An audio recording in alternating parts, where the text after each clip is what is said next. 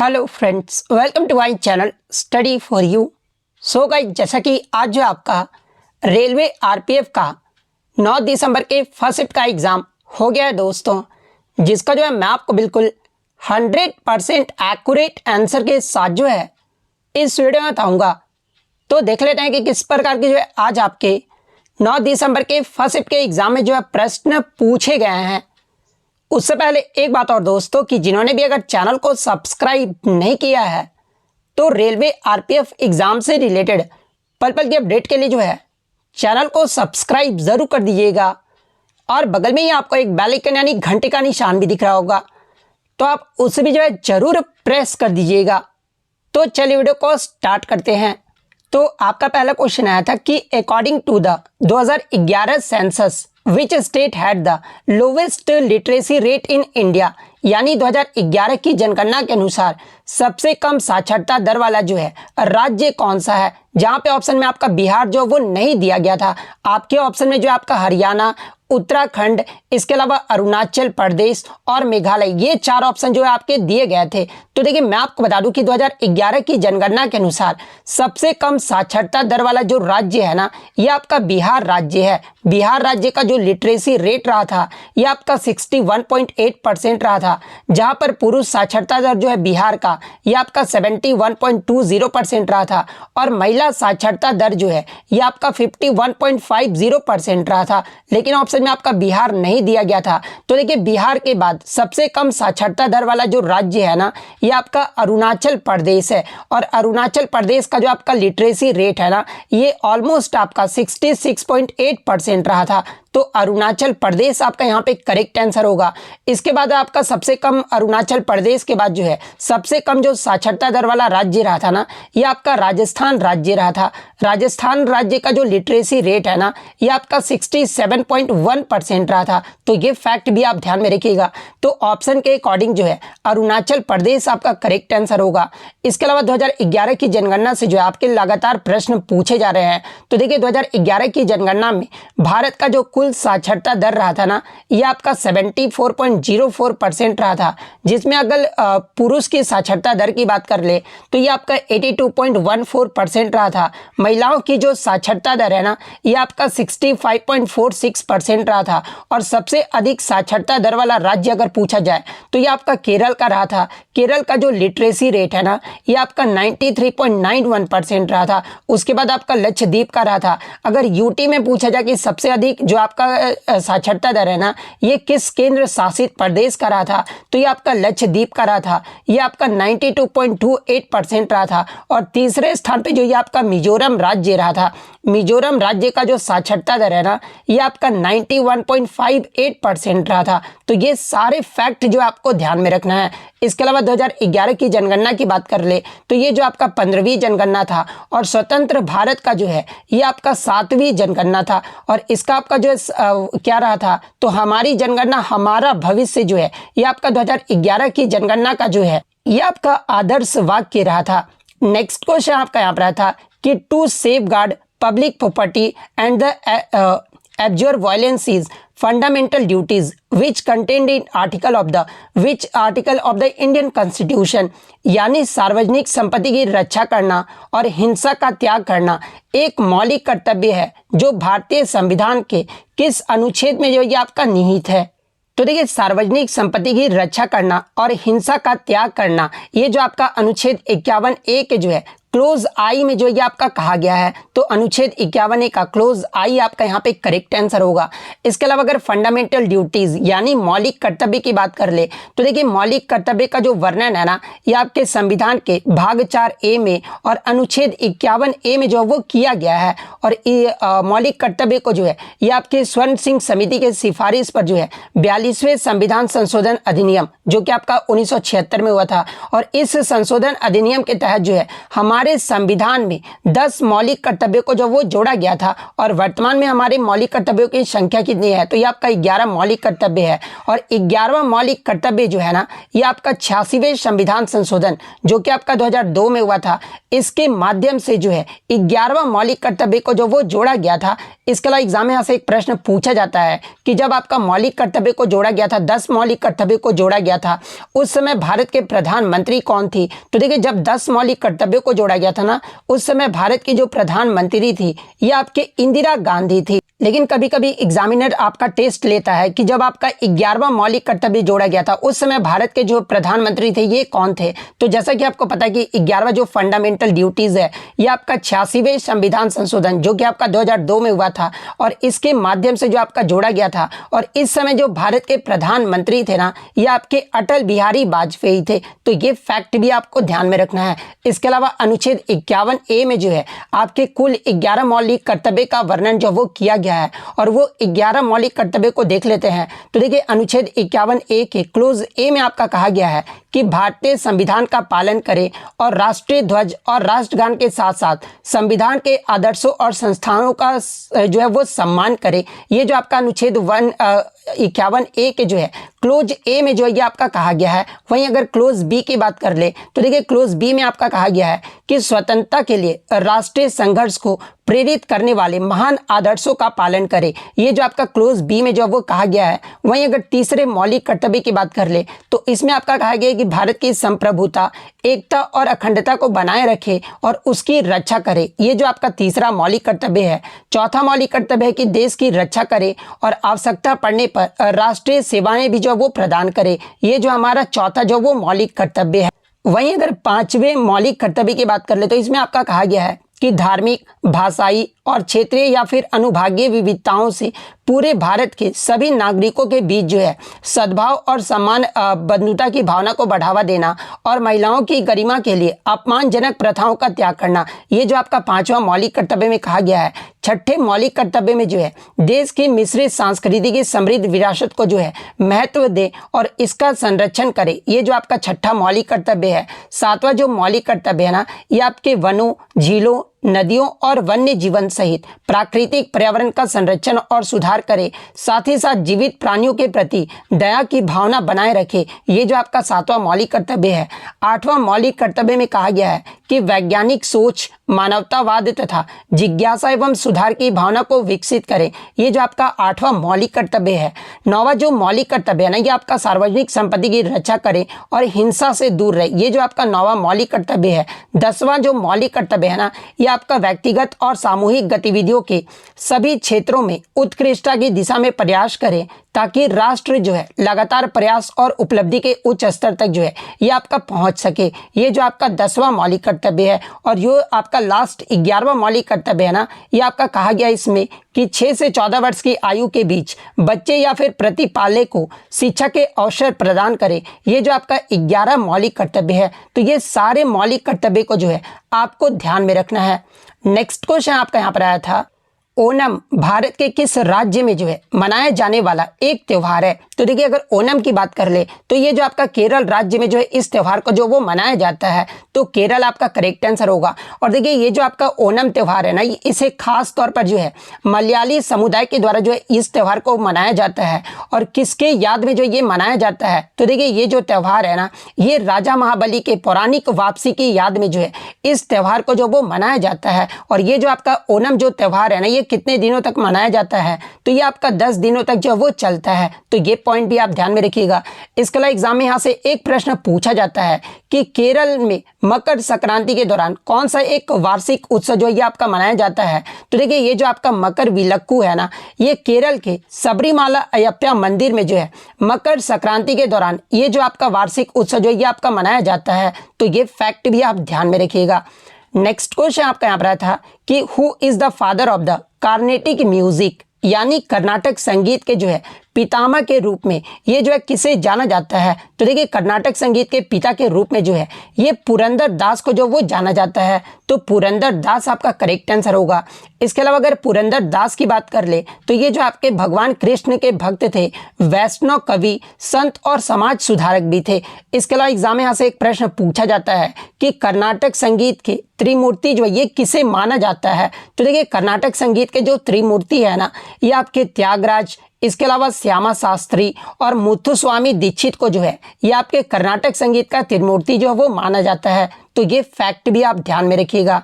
Next आपका यहाँ पर आता है कि the part of a plant cell that converts sunlight into sugar through photosynthesis is called a, यानी पादप कोशिकाओं में प्रकाश संश्लेषण के जरिए सूर्य के प्रकाश को शर्करा में जो है ये कौन बदलता है? तो देखिए पादप कोशिकाओं में प्रकाश संश्लेषण के जरिए जो है सूर्य के प्रकाश को जो शर्करा में है ना, ये आपके क्लोरोप्लास्ट का क्लोरोफिल नामक वर्णक जो वो बदलता है। तो ऑप्शन में या तो आपका क्लोरोप्लास्ट दिया गया होगा या फिर आपका क्लोरोफिल नामक वर्णक दिया गया होगा। तो इन दोनों में से जो भी आपका दिया गया होगा वो आपका यहाँ पे करेक्ट आंसर होगा। नेक्स्ट क्वेश्चन आपका यहाँ पर आया था कि the pattern of branches and leaves to which they are attached is called, यानी शाखाओं और पत्तियों के पैटर्न जिसमें वे जुड़े होते हैं उन्हें जो है ये क्या कहा जाता है? तो देखिए शाखाओं और पत्तियों के पैटर्न जिनमें वे जुड़े होते हैं ना, इसे जो है आपका फिलोटॉक्सी या फिर वर्ण विन्यास जो वो कहा जाता है। तो फिलोटैक्सी या पर्ण विन्यास, इन दोनों में से जो भी ऑप्शन में दिया गया होगा वो आपका यहाँ पे करेक्ट आंसर होगा। नेक्स्ट क्वेश्चन आपका यहाँ पर आता है कि सुप्रीम कोर्ट के रिव्यू ज्यूरिसडिक्शन से जो आपका प्रश्न पूछा गया था कि भारत के सर्वोच्च न्यायालय को अपने निर्णयों या फिर आदेश की समीक्षा करने की शक्ति संविधान के किस अनुच्छेद के तहत जो वो मिला है? तो देखिए भारतीय संविधान के अनुच्छेद 137 के तहत जो है सर्वोच्च न्यायालय को अपने निर्णयों या फिर आदेशों की समीक्षा करने की शक्ति जो है वो प्रदान की गई है। तो अनुच्छेद 137 आपका करेक्ट आंसर होगा। और देखिए इस शक्ति के तहत जो है सर्वोच्च न्यायालय को अपने निर्णयों की समीक्षा करने का अधिकार प्राप्त है। अगर सर्वोच्च न्यायालय को लगता है कि उसके किसी निर्णय में किसी पक्ष का न्याय नहीं मिला है तो वह उस पर फिर से जो वो विचार कर सकता है और उसमें आपका समय रहते ही जो है ये बदलाव जो वो कर सकते हैं। इसके अलावा समीक्षा याचिका जो है उस निर्णय या फिर आदेश से 30 दिनों के अंदर दायर की जानी चाहिए जिसकी समीक्षा की मांग जो वो की गई है। इसके अलावा सर्वोच्च न्यायालय की समीक्षा शक्ति जो है अनुच्छेद 145 के तहत सर्वोच्च न्यायालय द्वारा बनाए गए नियमों और संसद द्वारा बनाए गए कानूनों के प्रावधानों के जो ये अधीन है। तो ये पॉइंट भी आप ध्यान में रखिएगा। नेक्स्ट क्वेश्चन आपका यहाँ पर आया था कि जावा सुमात्रा पर किस भारतीय शासक ने जो है ये विजय प्राप्त की थी? तो देखिए जावा सुमात्रा हो गया या फिर गंगा और इसके अलावा मलय, इलम, कदारम, कझाकम और दूसरे द्वीपों तक पूरे उत्तर भारत पर जो विजय है ना, ये राजेंद्र चोलन के द्वारा जो वो किया गया था। तो ऑप्शन में आपका चोल वंश जो वो दिया गया था। तो चोल वंश आपका यहाँ पे करेक्ट आंसर होगा। और देखिए राजेंद्र चोलन ने ही जो है उन्होंने हाथियों के जहाज बनाकर जो है गंगा नदी को पार करके अपनी सैन्य क्षमताओं का भी जो वो प्रदर्शन किया था। तो ये पॉइंट भी आप ध्यान में रखिएगा। नेक्स्ट क्वेश्चन आपका यहाँ पर आया था कि who is the defence minister of a state government, यानी राज्य सरकार के रक्षा मंत्री जो है वर्तमान में कौन है? तो देखिए मैं आपको बता दूं कि 11 जून 2024 को जो है आपके राज्य सरकार के जो रक्षा मंत्री बने हैं ना, ये संजय सेठ जो वो बने हैं। तो संजय सेठ आपका करेक्ट आंसर होगा। वहीं अगर भारत के रक्षा मंत्री की बात कर ले तो देखिए वर्तमान में भारत के जो रक्षा मंत्री है ना, ये आपके राजनाथ सिंह है। तो ये पॉइंट भी आप ध्यान में रखिएगा। नेक्स्ट क्वेश्चन आपका यहाँ पर आया था कि भारतीय संविधान का कौन सा अनुच्छेद जो है जीवन और व्यक्तिगत स्वतंत्रता के संरक्षण से संबंधित है? तो देखिए जीवन और व्यक्तिगत स्वतंत्रता के संरक्षण से जो है ये आपका अनुच्छेद 21 जो वो संबंधित है। और अनुच्छेद 21 में आपका कहा गया है कि किसी भी व्यक्ति या उसके जीवन या व्यक्तिगत स्वतंत्रता से जो है उसे वंचित जो है वो नहीं किया जाएगा। और ये जो आपका एक मौलिक अधिकार है अनुच्छेद 21, और इसमें आपके प्रत्येक व्यक्ति या फिर नागरिकों और विदेशियों को जो है ये आपका समान रूप से जो वो प्राप्त है। तो अनुच्छेद 21 आपका करेक्ट आंसर होगा। नेक्स्ट क्वेश्चन आपका यहाँ पर आया था कि बाल लिंगानुपात 1950 से लेकर जो है 2011 तक जो है ये आपका क्या रहा था? ऑप्शन में था आपका घटा था, बढ़ा था, या फिर पहले घटा बाद में बढ़ा, फिर आपका स्थिर रहा। ये जो आपके चार ऑप्शन जो वो दिए गए थे। तो देखिए मैं आपको बता दूं कि 1950 से 2011 के बीच भारत में जो बाल लिंगानुपात है ना, इसमें जो आपका गिरावट जो वो देखने को मिला था। तो गिरावट ऑप्शन में आपका दिया गया था, तो गिरावट आपका करेक्ट आंसर होगा।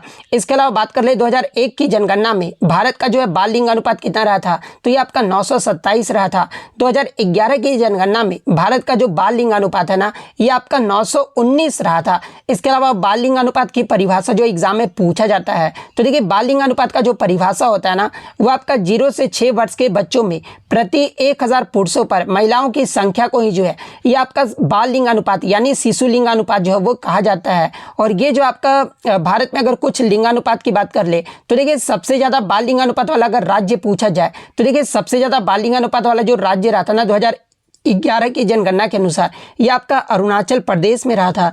अरुणाचल प्रदेश का जो बाल लिंगानुपात है ये आपका 972 रहा था। और सबसे कम बाल लिंगानुपात वाला जो राज्य रहा था ना, ये आपका हरियाणा राज्य रहा था। हरियाणा राज्य का जो बाल लिंगानुपात है ये आपका 834 रहा था। और केंद्र शासित प्रदेश में सबसे ज़्यादा बाल लिंगानुपात जो है ये आपका अंडमान और निकोबार द्वीप समूह का रहा था, जहाँ पर आपका 968 जो ये आपका बाल लिंगानुपात रहा था।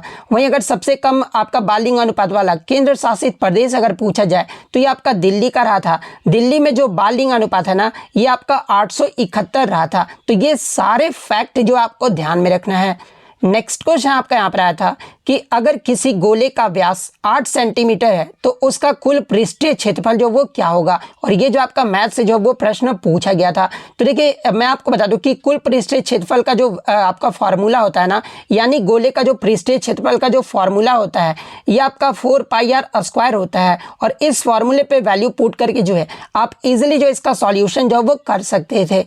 नेक्स्ट क्वेश्चन आपका रहा था कि which of the following is not a vertebrate, जहां पे ऑप्शन में आपका एप्स, मैमल्स, रेप्टाइल्स जो वो दिया गया था, इनमें कौन सा जो है ये आपके कशेरुक जो है, इनमें से कौन सा जो है एक आपका कशेरुक नहीं है। तो देखिए अगर कशेरुक की बात कर ले, तो ये जो आपके एक आंतरिक रीढ़ या फिर रीढ़ की हड्डी वाले जानवर होते हैं। और इनमें आपका वर्टिब्रेट्स में जो है कौन कौन शामिल होता है, तो देखिए वर्टिब्रेट्स में जो है ये आपका मैमल्स आ जाते हैं, एप्स आ जाते हैं, बर्ड्स आ जाते हैं, फिश आ जाते हैं, एम्फीबियंस आ जाते हैं और रेप्टाइल्स आ जाते हैं। तो ऑप्शन में आपका मैमल्स, एप्स और रेप्टाइल जो वो दिया गया था। तो ये तीनों तो ऑप्शन में आपका आंसर जो वो नहीं होगा, क्योंकि यहाँ पे नॉट ए वर्टिब्रेट्स पूछा गया था। तो इसके अलावा जो चौथा ऑप्शन होगा ना, वही आपका यहाँ पे जो वो करेक्ट आंसर होगा। या फिर अगर ऑप्शन में आपका स्नेल्स दिया गया होगा यानी घोंगे दिया गया होगा, तो देखिए स्नेल्स जो होते हैं ना, ये आपके कशेरुक नहीं होते हैं। ये जो होते हैं ना, ये आपके इनवर्टिब्रेट्स होते हैं। तो अगर ये ऑप्शन में दिया गया था तो ये आपका करेक्ट आंसर होगा। नेक्स्ट क्वेश्चन आपका रहा था कि इनमें से कौन सा उपन्यास जो है अमृता प्रीतम के द्वारा जो वो लिखा गया है, जहां पे ऑप्शन में आपका जो है पिंजर जो वो दिया गया था। तो देखिए ये जो आपका पिंजर नामक जो उपन्यास है ना, ये अमृता प्रीतम के द्वारा जो वो लिखा गया है। तो पिंजर आपका करेक्ट आंसर होगा। इसके अलावा अमृता प्रीतम के द्वारा लिखे गए कुछ अगर अन्य उपन्यास की बात कर ले, तो देखिए 5 बरस लंबी सड़क, इसके अलावा अदालत, कोरे कागज, 49 दिन, सागर और सीपियां, ये सभी जो उपन्यास है ना, ये आपके अमृता प्रीतम के द्वारा जो वो लिखे गए हैं। तो ये पॉइंट भी आप ध्यान में रखिएगा। इसके अलावा अमृता प्रीतम के अगर ऑटोबायोग्राफी की बात कर ले, कौन सी आत्मकथा है, तो ये जो आपका रसीदी टिकट है ना, ये अमृता प्रीतम की जो है प्रसिद्ध आत्मकथा है। तो ये फैक्ट भी आप ध्यान में रखिएगा। नेक्स्ट आपका यहाँ पर आता है कि पीटी द्वीप पक्षी अभ्यारण्य ये जो है कहाँ पर स्थित है। तो देखिए पीटी द्वीप पक्षी अभ्यारण्य को ही जो है ये आपका पक्षी पीटी के नाम से भी जो वो जाना जाता है। और ये जो आपका लक्षद्वीप में स्थित है, तो लक्षद्वीप आपका करेक्ट आंसर होगा। नेक्स्ट क्वेश्चन आपका यहाँ पर आता है कि select the qualification necessary for the appointment of the chief justice of India, यानी भारत के मुख्य न्यायाधीश की जो नियुक्ति के लिए जो है जरूरी योग्यताएं कौन कौन सी है। तो देखिए भारत में मुख्य न्यायाधीश की नियुक्ति के लिए जो आपका जरूरी जो क्वालिफिकेशन है ना, सबसे पहले तो आपका मुख्य न्यायाधीश बनने वाले व्यक्ति को जो है भारत का नागरिक होना अनिवार्य है। इसके अलावा कम से कम 5 साल तक किसी उच्च न्यायालय के जो वो न्यायाधीश रहे हैं, तभी जो वो भारत के मुख्य न्यायाधीश बन सकते हैं। या फिर वे कम से कम 10 साल तक किसी उच्च न्यायालय का अधिवक्ता भी जो वो रहे हों, या फिर राष्ट्रपति की राय में वह जो एक परंपरागत विधिवेत्ता जो वो रहे हों, तभी जो वो भारत के मुख्य न्यायाधीश जो वो बन सकते हैं। तो इनमें से जो भी ऑप्शन में दिया गया होगा वो आपका करेक्ट आंसर होगा। या फिर अगर आपका आर्टिकल पूछा गया होगा, तो देखिए मुख्य न्यायाधीश की जो नियुक्ति है ना, ये संविधान के अनुच्छेद 124 की खंड 2 के तहत जो है ये आपके राष्ट्रपति के द्वारा जो है इनकी नियुक्ति जो वो की जाती है। तो अगर अनुच्छेद पूछा गया था तो 124 के खंड 2 आपका करेक्ट आंसर होगा। इसके अलावा सर्वोच्च न्यायालय के सबसे जो वरिष्ठ न्यायाधीश होते हैं ना, वो आमतौर पर ही जो है इन्हें जो आपका CJI जो वो बनाया जाता है। और मुख्य न्यायाधीश को राष्ट्रपति जो है ये कब हटा सकते हैं, तो ये जो है तभी हटा सकते हैं जब संसद के दोनों सदनों में विशेष बहुमत से प्रस्ताव पास किया गया होगा, तभी राष्ट्रपति जो है मुख्य न्यायाधीश को उनके पद से जो वो हटा सकते हैं। इसके अलावा मुख्य न्यायाधीश को जो है ये आपका रोस्टर के मास्टर का नाम से भी जो वो जाना जाता है। और मुख्य न्यायाधीश के पास विशिष्ट मामलों को विशेष पीठों को सौंपने और सुनवाई का कार्यक्रम तय करने का भी जो है वो आपका अधिकार होता है। तो ये सारे फैक्ट जो आपको ध्यान में रखना है। नेक्स्ट क्वेश्चन आपका यहाँ पर आया था कि ISSF शूटिंग विश्व कप 2024 ये जो है कहाँ पर आयोजित किया गया था। तो देखिए ISSF शूटिंग विश्व कप 2024 जो है ये आपका भारत में 13 से 17 अक्टूबर तक जो है नई दिल्ली के डॉक्टर करनी सिंह रेंज में आयोजित किया गया था। तो नई दिल्ली आपका यहाँ पे करेक्ट आंसर होगा। नेक्स्ट क्वेश्चन आपका यहाँ पर आया था कि इनमें से कौन सी नदी जो है दक्कन के पठार क्षेत्र का नदी नहीं है। तो देखिए दक्कन के पठार की प्रमुख नदियों की बात कर ले तो देखिए गोदावरी नदी, कृष्णा नदी, कावेरी नदी, नर्मदा नदी, ताप्ती नदी, इंद्रावती नदी, तुंगभद्रा नदी और भीमन नदी, ये सभी जो नदियां हैं ना ये दक्कन के पठार की प्रमुख नदियां हैं। तो इनमें से आपका 3 तो ऑप्शन में दिया गया था। इसके अलावा जो चौथा ऑप्शन होगा ना वही आपका यहाँ पे जो वो करेक्ट आंसर होगा, क्योंकि इसमें प्रश्न जो वो नहीं जो वो पूछा गया था। नेक्स्ट क्वेश्चन आपका यहाँ पर आया था कि लक्षद्वीप जो है ये कहाँ पर स्थित है, जहाँ पे ऑप्शन में आपका कोरामंडल ऑफ तमिलनाडु दिया गया था, कोरामंडल ऑफ आंध्र प्रदेश दिया गया था, मालाबार ऑफ केरला दिया गया था और 4th ऑप्शन जो है आपका कर्नाटक के नज़दीक जो है वो दिया गया था। तो देखिए अगर लक्षद्वीप की बात कर ले तो ये जो आपका भारत के केरल के मालाबार तट के पास अरब सागर में स्थित है। तो मालाबार कोस्ट ऑफ केरला जो आपका यहाँ पे करेक्ट आंसर होगा।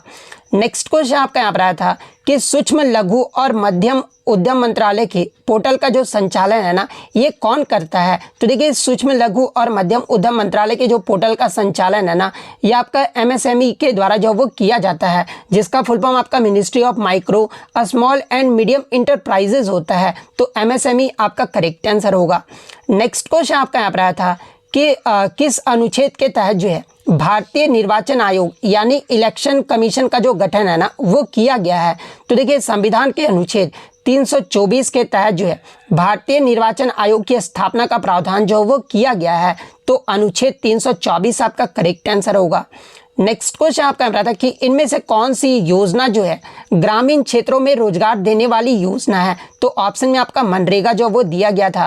तो देखिए मनरेगा एक ऐसी योजना है जो ग्रामीण क्षेत्रों में रोजगार देने वाली योजना है। तो मनरेगा आपका करेक्ट आंसर होगा। मनरेगा का आपसे फुल फॉर्म पूछा जाए कि क्या होता है, तो देखिए मनरेगा का जो फुल फॉर्म होता है ना ये आपका महात्मा गांधी राष्ट्रीय ग्रामीण रोजगार गारंटी योजना होता है। और इसके अगर फैक्ट की बात कर ले तो देखिए मनरेगा का जो पहले नाम था ये आपका नरेगा योजना था। और नरेगा योजना को जो है ये आपका 2 अक्टूबर 2005 को जो वो आपका पारित किया गया था। एग्जाम में पूछा जाता है कि नरेगा योजना को कब पारित किया गया था, तो ये आपका 2 अक्टूबर 2005 को जो वो पारित किया गया था। और भारत में जो इसकी शुरुआत है ना ये सबसे पहले 2 फरवरी 2006 को जो है आंध्र प्रदेश के बांदावली जिले के जो है अनंतपुर नामक गांव से जो वो हुआ था। और शुरुआत में इस योजना को जो है लगभग 200 जिलों में जो वो आपका लागू किया गया था, लेकिन बाद में आपका 1 अप्रैल 2008 को जो है ये आपका पूरे भारत में जो ये आपका लागू जो वो कर दिया गया था। और एग्जाम में यहाँ से एक प्रश्न पूछा जाता है कि नरेगा योजना का नाम बदलकर जो है मनरेगा जो वो कब कर दिया गया था। तो देखिए नरेगा योजना का नाम बदलकर 2 अक्टूबर 2009 को इसका नाम बदलकर जो है ये आपका मनरेगा जो वो कर दिया गया था। और इस योजना के तहत जो है हर साल किसी भी ग्रामीण परिवारों के वयस्क सदस्यों को जो है ये आपका 100 दिन का रोजगार जो वो दिया जाता है। और मनरेगा के तहत रोजाना 220 रुपये की जो है संवैधानिक न्यूनतम मजदूरी पर जो है ये आपका काम जो वो कराया जाता है। तो ये सारे फैक्ट जो आपको ध्यान में रखना है।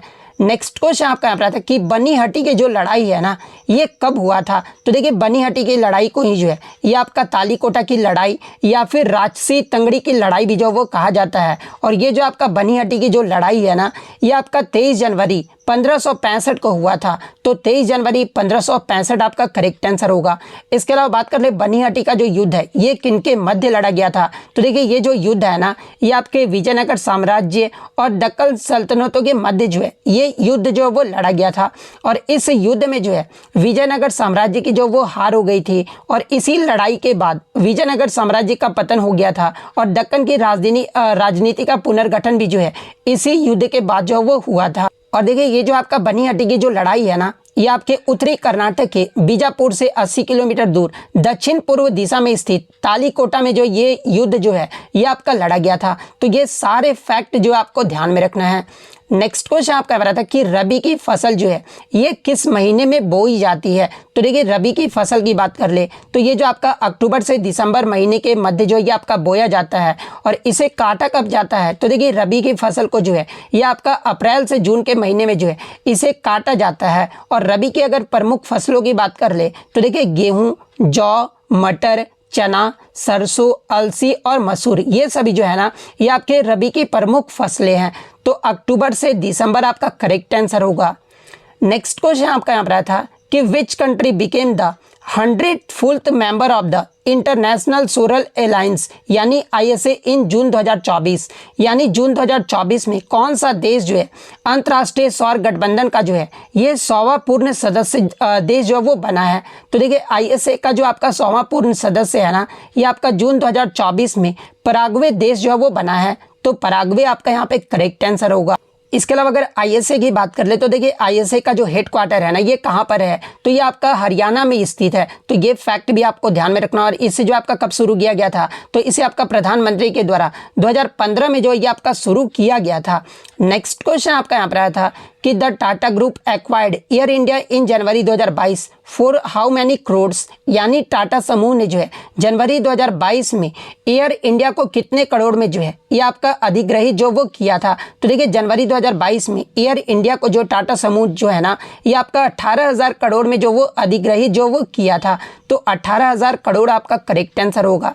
नेक्स्ट आपका यहाँ पर क्वेश्चन आया था कि which Indian shooter has been appointed as the president of the Asian Olympic council? यानी किस भारतीय शूटर को जो है एशियाई ओलंपिक परिषद का अध्यक्ष जो वो नियुक्त किया गया है? तो देखिए ये जो आपके रणधीर सिंह है ना जो कि आपके एक भारतीय शूटर थे और इन्हें आपका एशियाई ओलंपिक परिषद का जो है ये अध्यक्ष जो वो नियुक्त किया गया है। तो रणधीर सिंह आपका करेक्ट आंसर होगा। नेक्स्ट आपका यहाँ पर आया था कि who founded the famous Ghadar party in America in 1913? यानी 1913 में अमेरिका में प्रसिद्ध गदर पार्टी की जो स्थापना है ना ये किसने किया था? तो देखिए 1913 में अमेरिका में प्रसिद्ध गदर पार्टी की जो स्थापना है ना ये स्वर्ण सिंह भाकना और लाला हरदयाल के द्वारा जो वो किया गया था। तो स्वर्ण सिंह भाकना और लाला हरदयाल आपका करेक्ट आंसर होगा। इसके अलावा मैं आपको बता दूं कि गदर पार्टी का जो शुरुआत में नाम था ना ये आपका पैसिफिक कोस्ट हिंदुस्तान एसोसिएशन था और इसका जो हेडक्वार्टर है ना ये आपका युगांतर आश्रम जो है आपका सैन फ्रांसिस्को में था। तो ये पॉइंट भी आप ध्यान में रखिएगा। नेक्स्ट आपका क्वेश्चन यहाँ पर आया था कि what is the age of retirement of a जज ऑफ द सुप्रीम कोर्ट? यानी सुप्रीम कोर्ट के न्यायाधीश की सेवानिवृत्ति की आयु जो वो क्या होती है? तो देखिए सुप्रीम कोर्ट के न्यायाधीशों की जो सेवानिवृत्ति की आयु है ना ये आपका 65 वर्ष होता है। तो 65 वर्ष आपका करेक्ट आंसर होगा। नेक्स्ट क्वेश्चन आपका यहाँ पर है कि प्रार्थना समाज के संस्थापक कौन थे? हालांकि आपका क्वेश्चन इतना इजीली नहीं आया था, इसे थोड़ा घुमा के पूछा गया था। लेकिन मैं आपको बता दूं कि प्रार्थना समाज की जो स्थापना है ना ये आपका 1867 में आत्माराम पांडुरंग के द्वारा जो वो किया गया था। इसके अलावा अगर बात कर ले आर्य समाज के संस्थापक के बारे में पूछा जाए तो देखिए आर्य समाज की जो स्थापना है ना ये 1875 में स्वामी दयानंद सरस्वती के द्वारा किया गया था। ब्रह्म समाज की जो स्थापना ये आपका 1828 में राजा राम मोहन रॉय के द्वारा किया गया था। रामकृष्ण मिशन की जो स्थापना है ना ये 1897 में स्वामी विवेकानंद के द्वारा जो वो किया गया था। तो ये पॉइंट भी आप ध्यान में रखिएगा। नेक्स्ट क्वेश्चन आपका यहाँ पर आया था कि किसी उदासीन विलयन का पीएच मान जो है ये क्या होता है? तो देखिए किसी भी उदासीन विलयन यानी न्यूट्रल का जो पीएच मान है ना ये आपका 7 होता है। तो 7 आपका यहाँ पे करेक्ट आंसर होगा। इसके अलावा बात कर ले पीएच स्केल होता क्या है? तो देखिए पीएच स्केल वह पैमाना होता है जो किसी पदार्थ की अम्लीयता या क्षारीयता को उसके विलयन में हाइड्रोजन आयनों की सांद्रता के आधार पर जो है इसे व्यक्त जो वो किया जाता है। और पीएच स्केल की अगर खोज की बात कर ले तो देखिए पीएच स्केल की जो खोज है ना ये आपके सोरेनसन के द्वारा जो वो किया गया था। और पीएच स्केल का जो रेंज होता है ना ये आपका 0 से लेकर 14 तक होता है। और पीएच स्केल अगर आपका 7 से नीचे होता है तो इसे जो आपका अम्लीय यानी एसिडिक नेचर का जो वो कहा जाता है। वहीं अगर आपका पीएच स्केल 7 से ऊपर होता है ना तो इसे जो आपका बेसिक यानी आपका क्षारीय जो वो कहा जाता है। और अगर आपका 7 रहता है पीएच स्केल तो इसे जो आपका उदासीन यानी न्यूट्रल जो वो कहा जाता है। तो ये फैक्ट भी आप ध्यान में रखिएगा। और शुद्ध पानी का जो पीएच मान होता है ना ये आपका 7 होता है, तो ये पॉइंट भी आप ध्यान में रखिएगा। नेक्स्ट क्वेश्चन आपका यहाँ पर था कि सती प्रथा पर प्रतिबंध जो है ये कब और किस गवर्नर जनरल के द्वारा जो है इसे लगाया गया था। तो देखिए सती प्रथा पर जो प्रतिबंध है ना ये 1829 में विलियम बेंटिक के द्वारा जो वो लगाया गया था। तो 1829 विलियम बेंटिक आपका यहाँ पे करेक्ट आंसर होगा। और देखिए ये जो आपके विलियम बेंटिक थे ना ये बंगाल के अंतिम गवर्नर जनरल और पहले गवर्नर जनरल जो है ये भारत के थे। तो ये पॉइंट भी आप ध्यान में रखिएगा। तो इतने क्वेश्चन जो है आज मुझे बच्चों के द्वारा मिले हैं जो कि 100% रियल और ऑथेंटिक है। तो अगर वीडियो अच्छी लगी हो तो वीडियो को जो है लाइक ज़रूर कर दीजिएगा। और इसी तरह रियल एनालिसिस पाने के लिए जो है चैनल को सब्सक्राइब ज़रूर कर दीजिएगा। तो मिलते हैं नेक्स्ट वीडियो में, तब तक thank you, all the best.